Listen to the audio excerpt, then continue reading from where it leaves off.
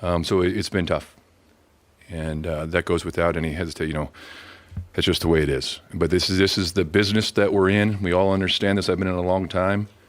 And you understand that things like this come up. It's a bad part of the business. And when I look at it, it's not just coaches, but there's families involved, there's kids involved, things like that. So it's a tough situation for everybody. But that being said, I think, I've got a job to do now.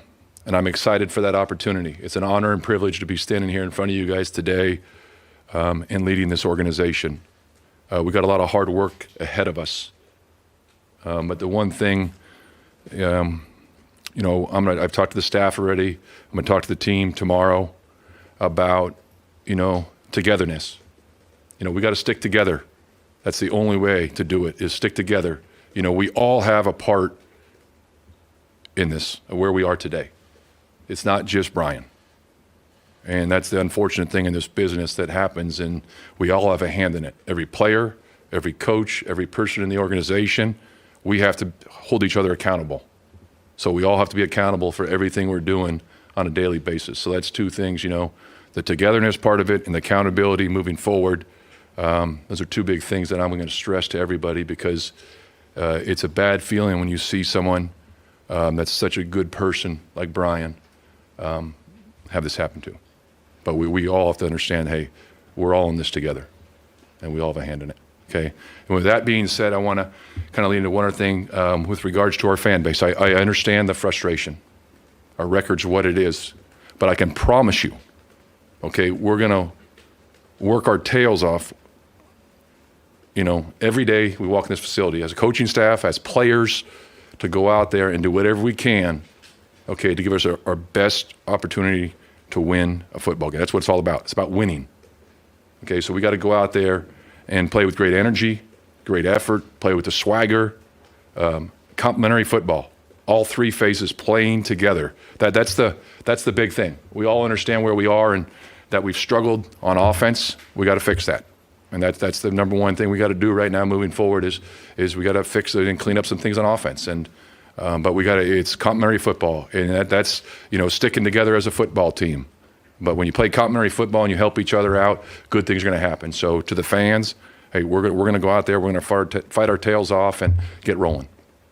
Why do you think the offense has had such troubles, and what's the first step in trying to change it? Well, there's a number of different things. It's every game, it's been something different. You look at that, and that's like you put a game plan together, and the things that work, things that don't work, we got to execute better. That's everybody. That's all 11 guys on offense of going out there and doing their jobs better. It's not any one person. It's everybody's in it together. If we all just eliminate a couple mistakes here and there in a game at different times, and we all play better, we'll have better results. Michael said yesterday that you might want to implement some changes, work with Cam a little bit for some change. Can you maybe give us a kind of a broad idea of what you might like to see there? Well, I think, we've got to, I'm a big believer as we go moving forward, you always got to think players and not plays. And I think we guys you look at this, we got to decide, okay, moving forward, and it's early in the week still. So each week you look at what a defensive scheme, what they're going to run, what do our players do best. So, we got to sit down and like we've done the last, couple hours this morning, getting into the game planning against a good New England team, is what does Cam do best? And what do we do best as an offense? And that's going to be every week. So that's the big thing. When we go in there, we got to look at our scheme. What are we doing? And it's going to change from week to week on what we do best. What allows quarterbacks to grow? What allows quarterbacks to grow, in your opinion, and just what are you planning on doing maybe differently or additionally? Experience. There's nothing like experience. And, I've been doing this a long time. And when you get into a new system, whether you're a veteran or you're a rookie, especially a rookie at any position, it takes time to get used to the game. And I know you've had a ton of success in college, regardless of what position you're playing. Then you get to the NFL, and everybody's good. And the talent level, any Sunday, you go out there and win any football game on Sunday. You see how the league's already happened, what's going on, through 6 weeks so far. People call them upsets, this and that, but it's if you don't play your best, you're going to get beat. Or if you go out there and play your best game, you're putting yourself in a position. And then it comes down to, situational football. Are you executing at the critical times of the game? Are you making that kick at the end of the game to win it? All those little things. So there's so many different things that go into it, but there's a developmental phase and there's a growth of players we're always going to look at, regardless of what our record is, we're trying to play better the next week. That's the number one focus. Regardless of what your record is, you're trying to improve. Even in games late, I was very fortunate to work with Dan Henning. And, I was kind of raised by Dan Henning and Richard Williamson in Carolina days a long, long time ago when I wasn't gray, and they always talked about with the team that, listen, you're always playing for the next week or the next series, regardless of what the score is. If you're ahead, okay, now you're getting in a 4-minute situation. You're doing certain things to always get better. Regardless what the situation is. So we're going to look for, how do we get better every week? That's critical. How do you keep a coaching staff that's now kind of in limbo at the end of the season and players who may not know what their role is beyond this year? How do you keep them dialed in and focused and bought in? That's easy. This is the NFL. We all have a job to do. We got the greatest job. I mean, I absolutely love coming to work every day. I think the character of our football team, the type of players we have, getting to know, seeing what Jeff does every day. There's a reason why he goes out and dominates every game. The way you see him at the end of games on the sideline with the offense as they're coming off, regardless of what the score is. The players that we have, and that's just one guy that I'm mentioning. There's a lot of guys, the veteran players we have here, they know what it means to play this game every day. So you can't take anything. Every game's a gem. You go out there and you never know in this business when it's going to be your last snap. You don't know that. There's injuries that happen. There's things that come up. So that's we have the wrong people in this building if they don't approach every day, with the right way. Once the decision was made, how did you go about communicating with the rest of the staff, and what is the status of the remaining coaches? Well, there's, as you all know, we have parted ways with Bill Callahan, and I'll leave it at that. But the rest of the staff is staying the same. And so in the afternoon, after they talked to me about this opportunity that I'm honored to have, I got the guys together. We had a quick little meeting, and I've met with guys, last night, obviously, and today, kind of about what direction we're heading and the changes we're going to make and how we're going to do things moving forward. So is Bo Hardegree still calling the plays, or? Yes, he is. Is Scott the offensive line coach? I've got 2 great offensive line coaches that are going to work together. The great thing about the 2 of them is that, they've learned from one of the best to ever do it. Bill was a phenomenal football coach, a better person. My office is right next to the offensive line room, so I heard all those meetings and everything all the time when I was in my office, and I've got all the confidence in the world in those 2 guys of leading that room together. I'm big into everyone doing this thing together with Luke and Randy, more in the run game with those guys. And we all did it together in the past, but just, I want everyone to kind of be in it together. That's the one big thing. What was it like when they approached you about this? Sorry. What was it like when they approached you about this? And did you ever think that this could have been a possibility when you took this job? I never thought of this when I took the job. Back when I first talked to Brian, last off season, this was the last thing I thought I'd be doing. How much, Mike, I guess you're, go ahead. Sorry, just to follow. What was it like yesterday when they approached you about this, and kind of give us an idea of how that went down?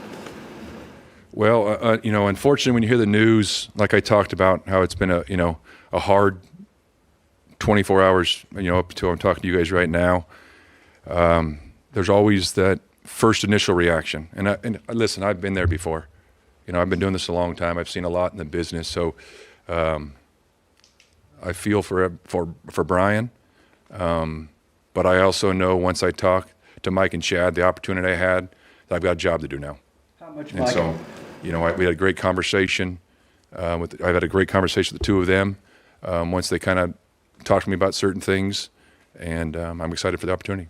How much, Mike, I guess your past experience as a head coach helped you step into this job and kind of knowing how to handle things and maybe lessons you learned then?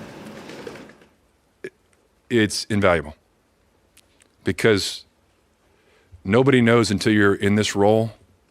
You think you're ready, you got no clue. There's so many things that come up on a daily basis that you have to deal with. And, you know, I was young back in 2013 when I first got the job in San Diego, and the things that come across my desk, I'm like, I've got to answer this? What are you talking about? I mean, isn't that his job to do that? No, you're the head coach. So there's just so many things, whether it's the practice schedules, it's game days, it's the off season, it's travel. There's so many things you have to do. And then with the roster, players, families, game day, there's so many things that come up, but that's, you know, my 4 years working with a great organization and the way we work together and the way the Spanos family treated me, Tom Telesco and stuff, I've learned so much from them, and it's going to really help me in my situation now. What about your time in Jacksonville and working with, I said, what about your time in Jacksonville and working with Trevor Lawrence? How do you think that might apply to working with Cam here and how that might help? Well, you know, I think if you go back to our first season in Jacksonville in 22, we didn't necessarily light it up early in the season. You know, Trevor he was learning a system, and there's certain things you put a new play in possibly, and all of a sudden you put it in for a game plan, and then it's a completely different look, and he may not play as fast, and then all of a sudden we get back from London, whatever week that was in the season, and we go on a run, and the rest is history with what we did by winning the first playoff game and then obviously losing the divisional round. But it takes time. But that's what you're looking. That's what I kept on telling Trevor. I'm going to tell Cam. I talked to Cam yesterday. It's going to be the same thing. It's every week you're getting better. And you asked earlier about, you know, you just got to learn as time goes. You're going to at one point, at some time during the year, it's going to slow down for him. But right now, it's going really fast. Cam's footwork, Cam's tendency to drift, this proclivity to throw while he's falling backwards. How much of that can you fix week to week and drill that he doesn't fall back into habits?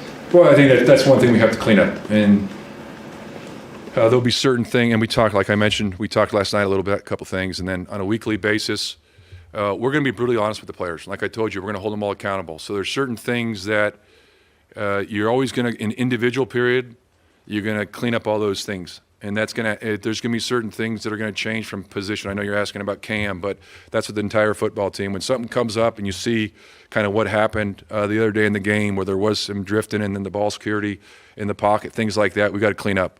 And that's our job as coaches, and that's the challenge every week, what you're doing with players, and that's what we love to do. You've had a lot of success with different quarterbacks, from Trevor back to Jake Delhomme. There's two other good ones in between, too. Yeah, exactly. Is there a common thread, because they're very different, is there a common thread of what makes a quarterback at this level good, and what do you stress to Cam about getting him to that place? Well, if you go back to, I've had a lot of great ones from the first day when I was 28 years old and young. I had Steve Berline, you know, and then we went from there, and then I ended up having Jake Delhomme. We went to Super Bowl with Jake Delhomme, and because of that, I ended up going to Denver, and I worked with Tim Tebow. You know, we went on that run back in the days with Tim, and then Peyton Manning, not a bad guy, Phillip Rivers. So I've coached some of the best in the business, and I think they all have and there's many other guys, some backups and other roles that they had, and guys that, you know, Trevor Siemian, you know, it's great to work with him in Denver. You know, he had a lot of success there. Unfortunately, we didn't win enough at in 17, but it's, you know, I've had a great group, and I think they all have a burning desire to be great, and they're all different. And I think all those guys were also, not only did they have a burning desire to win, but they were great leaders in their own way. There's a number of different ways to lead, and it's, you know, number one, it's going out there, you know, and moving the ball up and down the field and having success in the field. And then you get to a point, you know, a lot of those guys, they don't have to say much, but when their tone of their voice changes, you know that, hey, we better pick it up. You talked Like you mentioned the- you talked about your relationship Jimmy. with Brian. Has he reached out and told you, hey, good luck with this? I know it's in a kind of an awkward situation, but you heard from him? I talked to Brian yesterday. Well, he was still here. I went and talked to him. We're close, and I can't thank him enough for the opportunity he gave me to be here. So we had a great conversation. How well do you It wasn't think, easy, but it was a good conversation. how well do you think Cam has handled the constant fine-tuning of the integration of him as a player with what you guys are trying to accomplish schematically, and how do you guys think you've handled as a coaching staff trying to figure out what he does best? Well, that's going to be our number one focus is, how do we get Cam to be more efficient, and have more success. But it's not just him. There's 10 other guys in the field with him that have got to do their jobs better too. So we all have to do our jobs better, coaching, playing, everybody. But I think there's the good and the bad. And as a young player, as a rookie, there's going to be some bumps in the road. It's going to happen. I mean, it doesn't matter what position you're going to play in this league, especially quarterback's the hardest position to play. So, there's some really good things, and then there's some things that you want to say, what are we doing? But the number one focus has got to be, okay, how do we minimize the mistakes and get more of the good? More production, but that's all 11 on offense working together and being more efficient. Will you pretty much leave the defense and special teams alone, or will you be involved in those matters now that you're the interim head coach? Well, as a head coach, you are involved in everything, but I've got all the confidence in the world in our coaching staff that they're going to do a great job. And, we had a great meeting last night when the dust settled on everything. We had some time to kind of sit down as a group, and we met and briefly talked about what we're going to do moving forward. And then we had some more conversations this morning with everybody at different times. I'm going to go and talk to everybody. So it's been good. Earlier this year, you had one of your opponents, they said that you guys looked flat pregame, and then Sunday, Jeffrey Simmons said, hey, we had a worse week of practice and we were flat on Thursday. What can you do about that? And, what are your thoughts on those comments? Well, your opponents can say what they want to say. I don't agree with it, to be honest with you. I think if you look at how we've practiced, our players work their tails off. They work extremely hard every day. Okay, and the situation last week were the first couple plays of a period, not what we want to know. But I love the fact that at practice, somebody stood up and said, start it over. This is not good enough. We got to fix this. This is not acceptable. And there's a certain standard you have to have. And that's, like I mentioned Jeff earlier, I love that. That he, it's like I talked about, that's the accountability factor. If he wants to win so bad, he's a great example to look at from any player on this football team and say, if we all work as hard on a daily basis and go out there and play the way he is playing on Sundays, great things are going to happen for this organization. So I understand the frustration, but so. Last night, Chad and Mike sat up there and just talked about we got 11 games left and they want to see growth and improvement. Yep. So I guess our question to you is why do you believe that you are the right person to yield those results leading this team? Well, I think my track record speaks for itself. When I say that, the experience I've had since 2000 in every role, and worked with a number of different players, different positions, and you see the success the players have had, and it's like any other. If you go back to any season, there's the ups and the downs of any season, and when you look at where we're heading, that's what, like I talked about earlier, we're going to look to get better every week. How do we grow as a football team? How do we get better every week? How do we play complementary football week in and week out? And listen, it's tough to win in this business. You got to go out there and play your best. And there's certain weeks where certain phases of the 3 phases you have, someone's got to carry it. There might have to be a big return in the kicking game, a block kick, whatever it is, stop, a 2-minute stop, or a 2-minute score, or a field goal to win it, a 4-minute situation. There's so many things that come into it. But I think with all the experience I have and what I've done is I can help everybody, through the situational things moving forward and do all those things. Mike, to build off of that, it's been almost a decade since you've been in this position to lead a franchise. Yep. I know you're focused on a game plan and a game this week. Yep. But did you think you'd have an opportunity like this again? And how much do you embrace the opportunity to prove the type of head coach you are in this league? Well, like I mentioned earlier, when I first came here, I never thought that this was going to happen here. Would it be a goal of mine to say one day again I'd be a head coach? Sure, that's what everyone wants. You know, I'm a leader. I love to lead. I love to work with the players, work with the coaches, work with the entire organization. You know, we got great people here in the organization. I mean, there's so many good people. Not just, I'm not talking the coaching staff and the players. I'm talking the entire organization as a whole. Just how like I said, I love coming to work every day. It doesn't matter who it's with, you know, what department it's with. We got great people here, and that's what I love, being a part of that and being able to lead everybody. And it's an honor and it's a privilege to be standing here in front of you guys today saying that I'm going to lead this organization. Last one, John.